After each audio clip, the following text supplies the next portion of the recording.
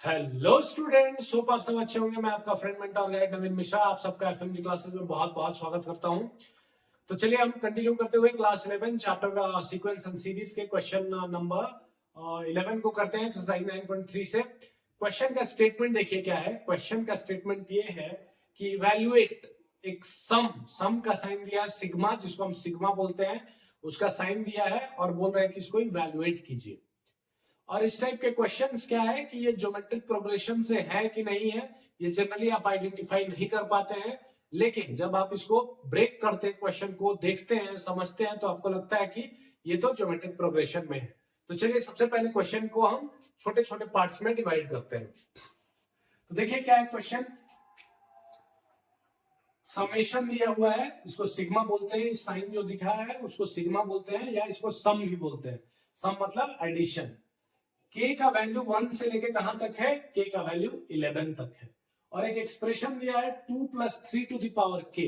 मतलब ये हुआ कि एक्सप्रेशन का कहने का मतलब ये हुआ कि 2 + 3 टू द पावर 1, एक वैल्यू हो गया, plus 2 + 3 to the power 2 plus 2 + 3 to the power 3 plus dot dot dot dot 2 plus कहां तक? 3 टू द पावर 11। ये एक टर्म होगा। 2 + 3 टू द पावर 1 करेंगे तो एक टर्म होगा। फिर 3 + 2 2 + 3 टू द पावर 2 करेंगे, ये दूसरा टर्म हुआ। वैसे वैसे करते करते हमें कितने टर्म मिलेंगे? 11th टर्म मिलेंगे। 11 टर्म टोटल मिलेंगे। ठीक है। अच्छा, यहाँ पे अगर आप गौर से देखें तो आप ऐसे भी कर सकते हैं।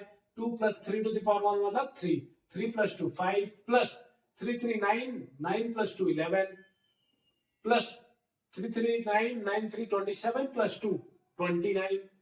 बट आप ये सब बड़े बड़े वैल्यूज है, ऐसे आप सिंपल वे में आप नहीं कर सकते इस कैलकुलेशन को।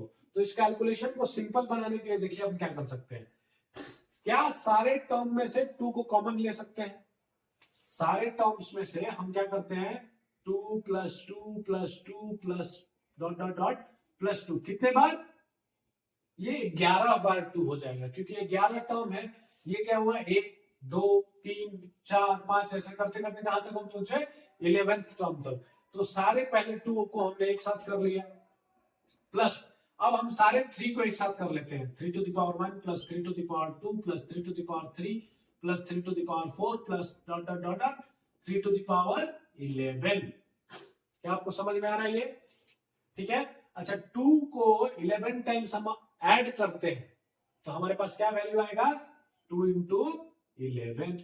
या आप 2 को 11 बार ऐड कीजिए। 2 + 2 4 + 2 6 + 2 8 10 12 14 16 18 11 बार में आप करेंगे तो क्या हो जाएगा? 2 × 11 मतलब 22 टाइम्स प्लस। अच्छा, अब यहाँ पे देखिए क्या ये आपको पूरा सीक्वेंस जो दिख रहा है, सीरीज जो दिख रहा है, वो एक जीपी में दिख रहा है।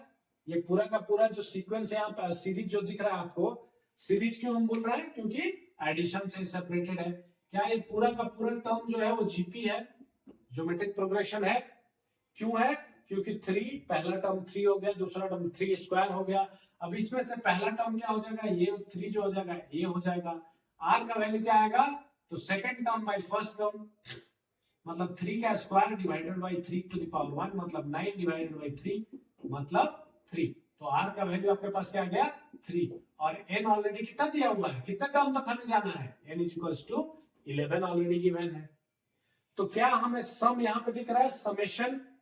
तो सम का फॉर्मूला हम क्या लगा सकते हैं? यहां पे एस कहां तक है हमारे पास? 11 तक। तो एसएन का सबसे पहला फॉर्मूला जान लीजिए। एसएन का फॉर्मूला क्या होता है जीपी में? तो ए आर का वैल्यू ग्रेटर है, इसलिए r to the power n -1 divided by r -1। यही होता है ना फॉर्मूला। तो इस फॉर्मूला में अभी आपको क्या पता है? ए पता है, ए का वैल्यू 3 है, आर आपको पता चल गया 3, एन का वैल्यू कितना है? 11। डाल दीजिए फॉर्मूला में। तो ऐसा क्या हो जाएगा? ए है 3, आर है 3, उसका पावर कितना है? 11 -1 डिवाइडेड बाई 3 -1। एन का वैल्यू क्या है? 11। क्यों? क्योंकि टोटल कितने टर्म्स हैं? 11 टर्म्स हैं। तो यहां से आपको क्या मिल गया? 3 divided by 2, 3 - 2 2 and 3 to the power 11 -1। अच्छा 3^11 को आपको कैलकुलेट करने की जरूरत नहीं है, आप यहां तक आंसर छोड़ सकते हैं, लेकिन आपको ये नहीं भूलना है कि ये भी टर्म अभी है आपके साथ। तो टोटल जो एसएन होगा, टोटल जो समेशन होगा, ये वाला जो सम होगा k1 से लेके k = 11 तक, और 2 + 3 k, इसका वैल्यू क्या हो जाएगा 2 × 11 मतलब 22 प्लस ये वाला जो वैल्यू हमने निकाला 3/2 3^11 - 1। तो ये आपका फाइनल क्या हो जाएगा, आंसर हो जाएगा। होप आप सब लोग को समझ में आया होगा। हमने क्या किया, हमने सिर्फ और सिर्फ इस टर्म को k⁴ to k⁴11 तक हम लेके गए, ठीक है। फिर हमने क्या किया, 2 इसमें 2 का कोई पावर नहीं था, इसलिए हमने 2 को कॉमन कर लिया सारे टर्म्स में से। तो 2 कितनी बार कॉमन हुआ, 12 बार, 11 बार 2 हम इसमें से बाहर आए। तो हमने 2 को एडिशन कर लिया सेपरेटली, प्लस 3^1 2 3 till 11, ये एक जीपी का पैटर्न बना, इसलिए हमने जीपी का फॉर्मूला लगा के इसको सॉल्व किया सेपरेटली, और दोनों को फाइनल लास्ट में हमने ऐड कर दिया। हमारा आंसर क्या गया 22 + 3/2 3^11 - 1। किसी को अगर 3^11 करने का मन है तो कर सकता है और सिंप्लीफाई कर सकता है, लेकिन यहां तक भी अगर आप छोड़ दें तो आपका आंसर सेम आएगा, ठीक है, आपका आंसर करेक्ट है। होप आप सबको समझ में आया होगा। Thank you so much.